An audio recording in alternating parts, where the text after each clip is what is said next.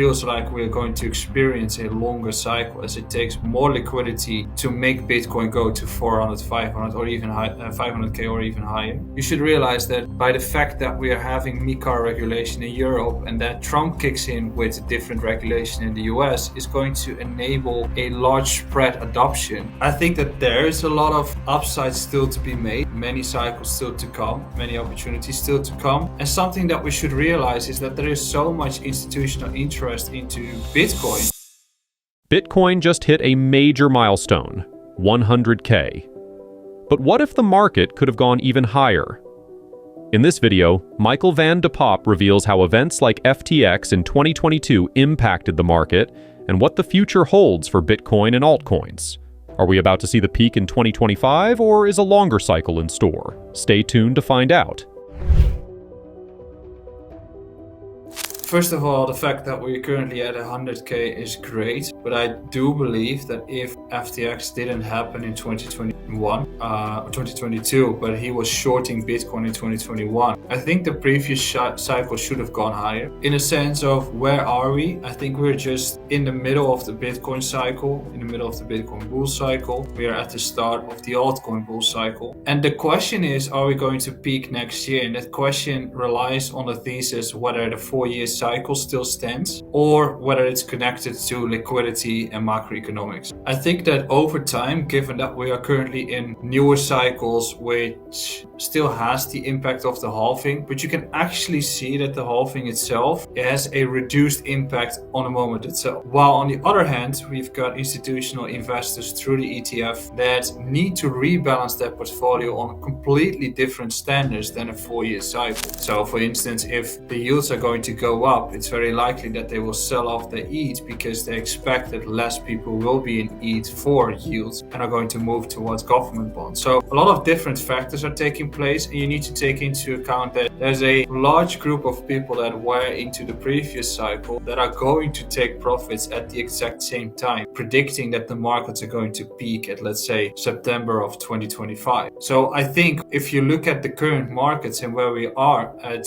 I think that we are correlated towards liquidity and macroeconomics, which to me feels like we're going to experience a longer cycle as it takes more liquidity to make Bitcoin go to 400, 500 or even 500k or even higher. And on the other hand, if we experience the current bull cycle, we've just seen that at the end of 2023, Bitcoin started to break out. Altcoins did have a run for 2 to 3 months, but basically have seen an entire bear market year in 2024. So I think that in some sense, what we're going to expect is that we're likely peaking earlier, or we have a midterm peak like we saw this year with the altcoins in March, April, and then have another run going into 2026. I think that the overall conclusion is that we are just not going to experience the 4-year cycles anymore. We're going to experience slower markets, but this is still the final easy cycle that we're going through.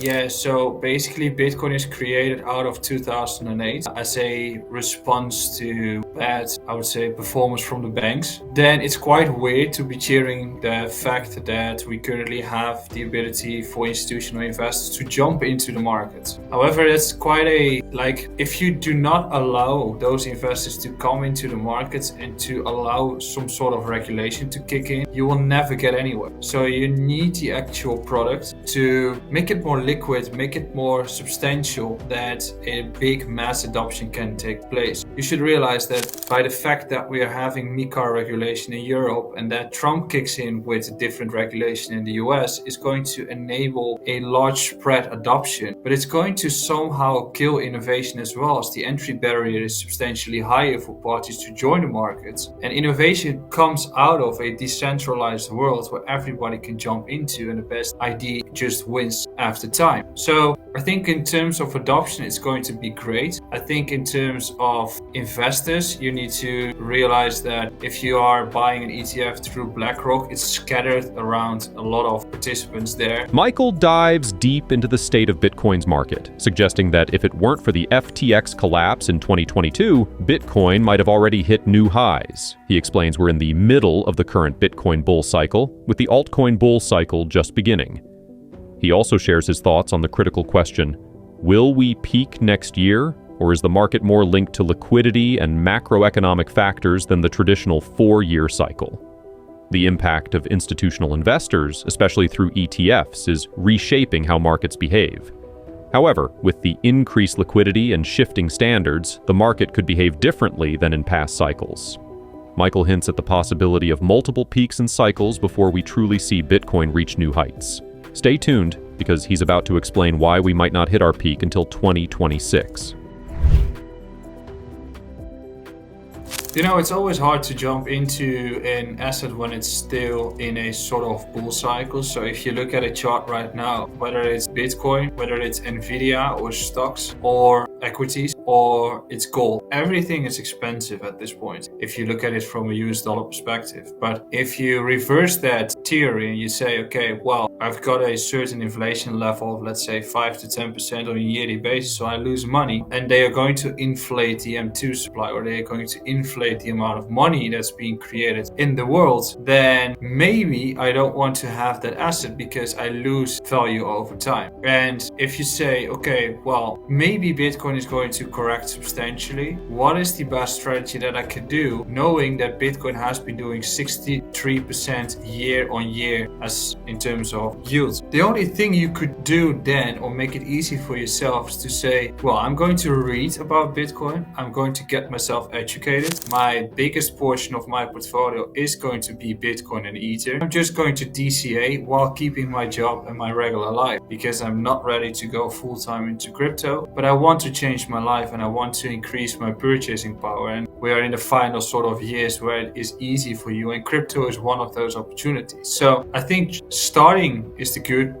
like the best way going forward. Delaying your start isn't the right way. You need to have skin in the game, but DCA, especially with Bitcoin, has been the best strategy over time. So that's how I would approach it. With altcoins, of course, it's completely different. They have more risk. They need to require more knowledge. So if there is more risk, then it should be less of your portfolio, and just a tiny portion, the profits you make, you put into Bitcoin again. And if it is it too late? No, it's never too late. It's actually, I told this at a different podcast. I said, this is the first time since I started that I really feel like that we're having breakthroughs when it comes to crypto. The amount of innovations that we're seeing, that we're not in the echo chamber anymore, and the validation that we get from, for instance, Donald Trump or Brazil or the ETFs, is something that is making me even more motivated to just keep on going. So you're still early in that sense, and you should just get started.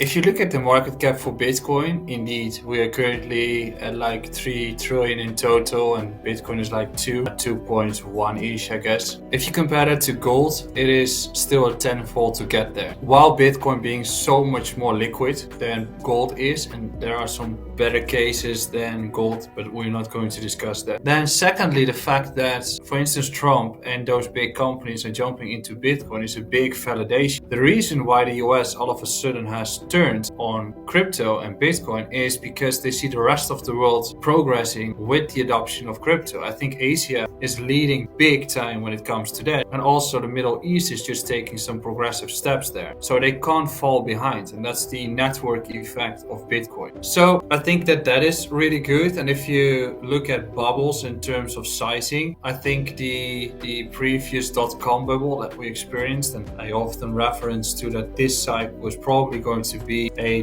.com bubble sort of size that we're going to be seeing, where everything goes irrational to the upside and then crashes back down again. I think that the .com bubble was between 10 to 15 trillion in market cap, and it lost like 80%. If you go back, move forward towards the current day, then the market cap with inflation accounted into it would be 30 to 35 trillion. Knowing the fact that Web3 is so much larger in all the narratives that we have than the internet alone, then 3 trillion is literally nothing. So I think that there is a lot of upside still to be made, many cycles still to come, many opportunities still to come. And something that we should realize is that there is so much institutional interest into Bitcoin because of the fact that they see that inflation is still high, but they also see that there are increased risk when it comes to the debt levels of the US. And at some point in time, when there's going to be a recession kicking in, it's not about, hey, the inflation is so high at this point, but the risks of the US US dollar to default or banks to default has significantly increased. And if your default chances go up from like 0.5% to 0.8%, that's an enormous impact on all the balances of all those asset managers in which assets they want to have. So what you see is that if this ticks up a little bit, is that the allocations towards gold and Bitcoin significantly increases. And knowing that there is such an illiquid supply of Bitcoin at the exchanges at this point, because of so many retail investors still holding their Bitcoin, knowing the thesis of Bitcoin, then there is so much upside still to be made. So I think we are in the sort of perfect storm, and the institutional interest is increasing and it's just firing up. I think ETH is also just firing up when it comes to that, and then in the next cycles it will be different examples. So yeah, we are getting there, I would say. The road to Bitcoin's ultimate peak is anything but predictable. As Michael points out, we're in a volatile market, but the rise of institutional interest, especially with ETFs, is setting the stage for massive growth. If you want to stay ahead of the curve and understand the future of Bitcoin and altcoins, make sure to subscribe for more insights. The next few years could be a game changer.